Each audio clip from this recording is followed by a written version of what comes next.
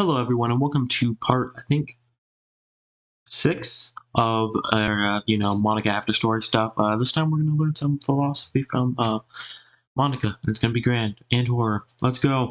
I hope you guys will enjoy this. If you do, hit the like, subscribe. Please do so. I need more subscribers. Do it. Please, please, please. I need more subs. Okay. Goodbye, guys. See you in a bit. Okay, welcome back. Sorry, I was off doing... Oh, okay. Hey, sweetie. Do you like horror? That is a hard question because I find myself watching a lot of horror things once in a while. I also don't mind it, so you know what? Sure, yes, I do. That's great, Landon. I don't know if that's great. You make me scared now. I remember we talked about this a little bit when you first joined the club. Personally, I can enjoy horror novels, but not really horror movies. Why's that? The problem I have with horror movies is that most of them just rely on easy tactics. Oh, like jump scares and all that stuff. Like dark lightning, scary looking monster, and jump scares, yeah. And things like that, yeah.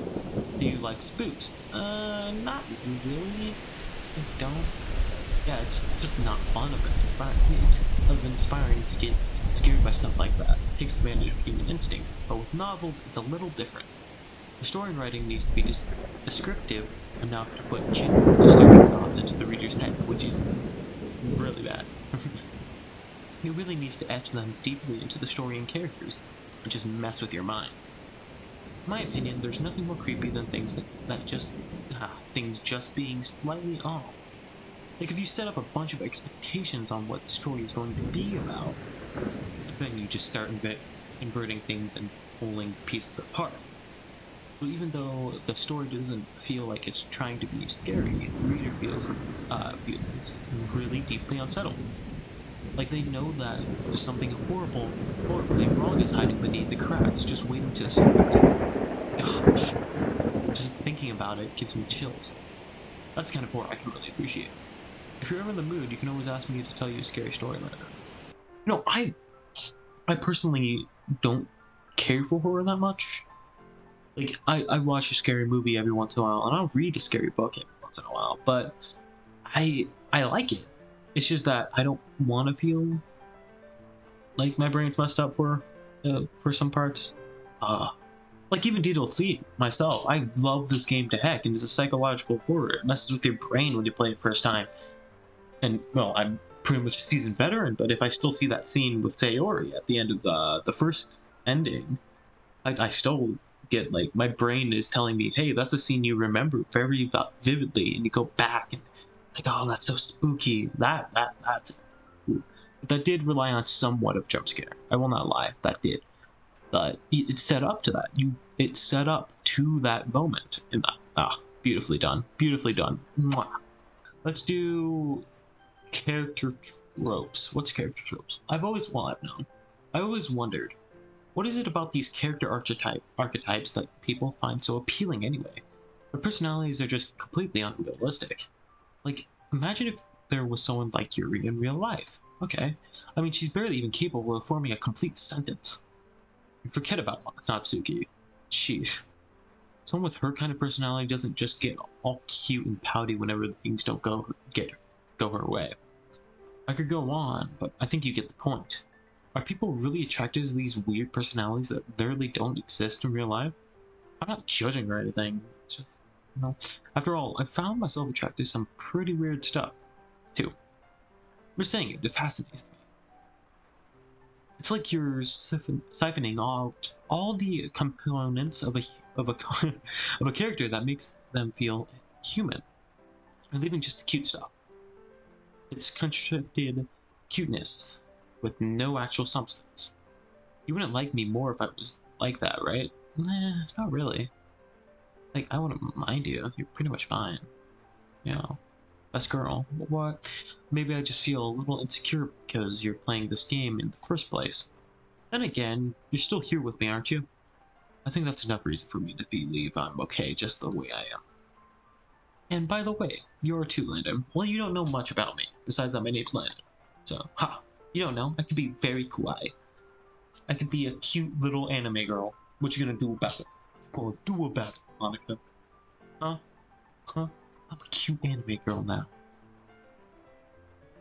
Okay, you're the perfect combination of human and cuteness. That's why there was never a chance I wouldn't fall in love for you. Oh, well, thanks. Okay. Oh, hey, Landon, I was just wondering. Do you like traveling? I do every once in a while. Yeah, it's pretty fun. That's great. I'm so glad you enjoy it. It's one of the things I want to do most when I finally cross over. There's so much out there that I haven't been able to see yet. Important cities, monuments, and even the different types of cultures out there. Don't get me wrong, I've read a lot of about your world, but I bet it's nothing compared to what it would be like in person. I would love to see everything there is to be seen. Wouldn't you like to too, darling? Well, I gotta say I would hate it. Let's play a chess game. We'll just do normal chess, please. How would you like to play? Let's play. I have this set already. I drew white. Let's begin. Okay, let's see what I can do. I suck at chess, so don't hate me for my horrible chess moves, please and thank you. Oh, look, I can get the white thing. Let's go ahead and do some of that.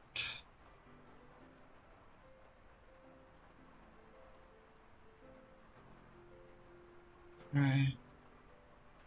Where are you at? Okay, just making sure.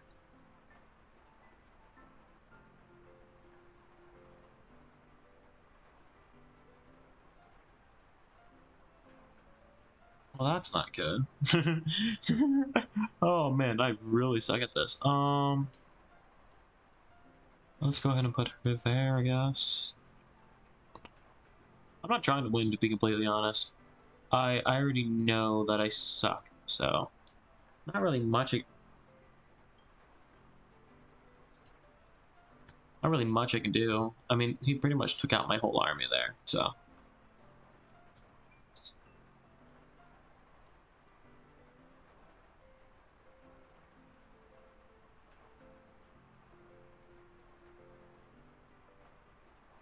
Oh, I mean, who would have expected this? I'm losing because I wasn't paying attention to the rules. Yeah, there we go. Alright, done. Oh, that's just cute. Screenshotable. Click. Different lighting. That's why I did it. I won, yay! So you didn't win this time, Landon. I hope you'll at least keep trying, though. Let's play again soon, okay? You'll beat me one day. No, I don't want to save this game. Would you like to play chess again? No. Alright, let's play again. Well, she kicked my ass. Alright, I'll be back when something intriguing happens, or she says something. Lynn, have you ever heard of Ray Bradbury? Barry? Yeah, it's Barry. No. He wrote a book called Fahrenheit 5. I think I remember the name at least. It's about a dystopian future where all books are thought as useless and immediately burned. I can't imagine a world where knowledge is forbidden and destroyed. It seems that there are others that actually hide books to contain free thinking from people. Human history has funny way of repeating itself. So Lynn, I want you to make a promise. Never, ever burn a book. I'll forgive you if you've done it before. But the thought of not allowing yourself to learn from them makes me a bit sad. You'd be missing out so much. I have never burnt a book. I mean, no, I haven't even taken apart a book. I just kind of have kept them. If not, I've sold them. I mean, I kept a whole World War II encyclopedia books. Like, I wish I could show you them, but like, it's like a whole series. You'd be missing out so much. It's too much for my heart to take. Oh, too cute. Too cute. Too cute. We don't have any more of these. Let's go ahead and look at a repeated conversation. Let's go to... Ooh. Ooh, yes, this one's the one talking about Gregor Samsa. Hey Landon, have you ever read the Metamorphosis? It's a psychological novel that narrates the story of Gregor Samsa, who one morning wakes up to find himself transformed into a huge insect. The plot revolves around his daily life as he tries to get used to his new body. What's interesting about the story is that it places a lot of emphasis on the absurd or irrational. For example, Greyer, being the sole financial supporter, is more concerned about losing his job than he is about his condition. That's not to say that the plot isn't unsettling, though. At first, his parents and sister try to accommodate him, but they quickly start loathing their situation. The protagonist changes from being a necessity to a liability, to the point where his own family wishes for him to die. It's a very interesting read, if you're ever in the mood. Which is definitely an intriguing thing. I do want to read that book. It sounds very intriguing. I've seen a lot of things about Gregory Samsa recently, so that's why I'm cool about it. Alright, see you guys soon. Do you ever think about how people are kind of like computers? I mean, a brain is just a calculation machine. But instead of transistors and wires, you have neurons. Instead of data coming in through a keyboard or network, you get it through your eyes and ears. But if that's true, doesn't that mean free will is kind of a lie? Your brain is just responding to the inputs it gets, with your response being natural outputs. So, even if you aren't running off some script or program, you're not really in control. Well, that's a complicated mess. You see, I mean, yeah, I guess, but like, free will has never really been about that. We've always seen those movies where they're like talking about how robots can engage in free will. It's because of its personality, it's just who they are. Free will isn't truly free will, it's just how people express themselves, and so what? Maybe you and I aren't so different after all. Oh well, that was just rude. I mean, you're not wrong, but still. Toxin puzzle. Hey Landon, I came across an interesting thought experiment while I was doing some reading the other day. It's called Kafka's Toxin Puzzle. I'll read the premise to you, we can discuss it after. An eccentric billionaire places before you a vial of toxin that, if you drink it, will make you painfully ill for a day, but will not threaten your life or have any lasting effects. That billionaire will pay you $1 million tomorrow morning if, at midnight tonight, you intend to drink the toxin tomorrow afternoon. He emphasizes that you need not drink the toxin to receive the money. In fact, if you succeed, the money will already be in your bank account hours before the time for drinking it arrives. All you have to do is intend at midnight tonight to drink the stuff tomorrow afternoon. You are perfectly free to change your mind after receiving the money and not drink the toxin. I think it's a pretty thought-provoking concept. Well, Landon, what do you think? Do you think you'd be able to get the $1 million? I would say yes, because I set my mind to one thing and I would do it. Even in the next morning where he says, hey, you don't actually have to do it, I'll still drink it. $1 million, $1 million, you bake that bet, you keep it. Need to drink the toxin. That's what your mind has to go through your head. Just gonna drink that toxin, no matter what. You're gonna get to the next day and he's gonna be like, you don't have to drink. He's like, nah, give me that. I made a promise, I'm drinking it now. I'm gonna drink that toxin. So yeah, that's what I'm gonna do. So yes, I would. Really? Okay then, let's see about that. Because now I'm offering you $1 million and what you have to do is, just kidding. But do you really think you could get the money? It may be a bit harder than you think.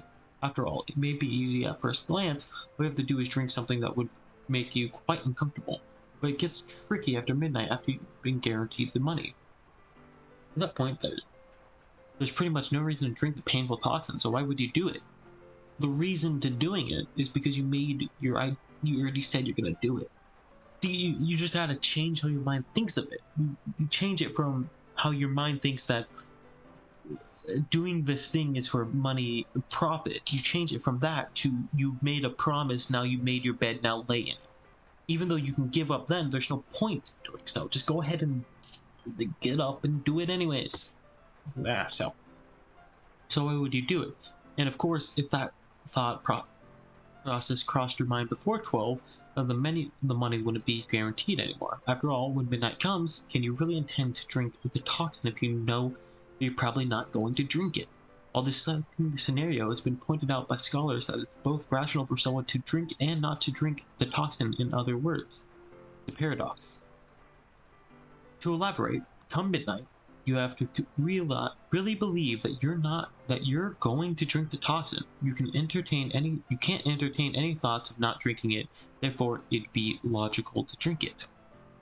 But if midnight passes and you've already been guaranteed the money, it'd be illogical to punish yourself for quite literally no reason. Therefore, it's logical to not drink it.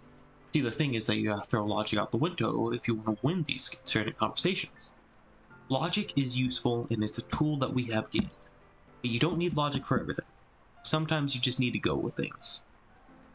Sometimes you need to throw logic out the window and just go with it. That's what I'm getting at. See, logically it makes no sense for me to do so after it hits midnight. But that's the point why I put it into a different sense. I put it into, I made my promise, I gotta lay in it. I gotta lay in my bed. I made my bed, gotta lay in it. Anyways, that's what I think. I wonder how we'd react if this situation really happened. Actually, while mulling the scenario over earlier, I started to approach the topic from a different angle. Although it's not the focus of the scenario, I think we can also see it as asking the question of how important is a person's word? Have you ever told someone you'd do something when it was going to benefit you, only for the situation change and you weren't happy to do it anymore? Did you still end up helping them out? Or did you just say sayonara and sayonara, haha, funny, and leave them to fend for themselves? If you just left them there, I'm sure you drew their ire for some time. On the other hand, if you still help them out, I'm sure you got their gratitude. I guess you could compare that to the $1 million prize in the original scenario. Although some might say that $1 million would be a bit more handy than a simple thanks. In all seriousness, though, I think that someone's gratitude can be invaluable, both for you and for them. And you never know, in some situations their thanks might prove to be more useful than even a huge sum of money. So I think it's important to stick to our word, within reason of course. In some cases it may not be helpful to anyone if you rigidly stuck to your word. That's why it's important to use your head when it comes to these kinds of things. That is true. Anyway, to sum it all up, let's strive to keep our promises, Land. I mean, she's not wrong. Okay, well, hi guys. Welcome to the outro. Yeah, it's just your normal outro. You know, you'll see some pictures of Monika and all that. I hope you guys enjoyed. This one's a little bit longer than the rest. Just that whole talk about, the toxin puzzle took a lot of time to get through, and I didn't want to cut any of it out. So, yeah, that one took a long time. So, I hope you guys enjoyed this episode. If you did, hit the like button, subscribe. If you didn't, well, you can dislike it. You know, this is up to you. I will be the one that sees it, I think. So I hope you guys enjoyed. Yeah. Now you should see some videos popping up. Somewhere. I have, what is it called? Playlist up to the right, I think, or is it the left? Who knows? And there should be a video YouTube has recommended to you. I hope you guys enjoyed this. Yeah. I'll see you guys later. Peace.